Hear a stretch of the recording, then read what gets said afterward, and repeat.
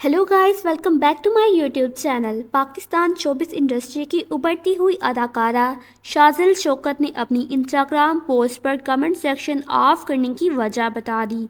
Drama serial Pakeeza Phuppo से career का आगाज़ करने वाली अदाकारा शाज़िल शौकत का शुमार उन फ़नकारों में किया जाता है जिन्होंने बहुत कम अरसे में अपनी सलाहियतों का लोहा मनवाया। साल 2019 में इंडस्ट्री में कदम रखने के बाद से शाज़िल को कई बेहतरीन प्रोजेक्ट्स का हिस्सा बनते देखा गया। ताहम ड्रामा सीरियल वो ज़िद्दी सी में उनके किरदार को बेहद पसंद किया जा रहा है। अपने ख़यालात और नज़रियात पर पुख्ता यकीन रखने वाली अदाकारा शाज़िल शौकत ने एक पॉडकास्ट में कहा कि कुछ अरसे के लिए अपनी इंस्टाग्राम पोस्ट में कमेंट सेक्शन ऑफ रखा क्योंकि उनका मानना है कि आम तौर पर अदाकारों को इंस्टाग्राम पर अपने लिबास के इंतखाब की वजह से तनकीद का सामना करना पड़ता है। इस हवाले से बात करते हुए अदाकारा शाज़िल का कहना था कि उन्हें किसी की राय की ज़रूरत नहीं है, ना तो फ्लर्टिंग या मनफी कमेंट्स की और ना ही अच्छे कमेंट्स की।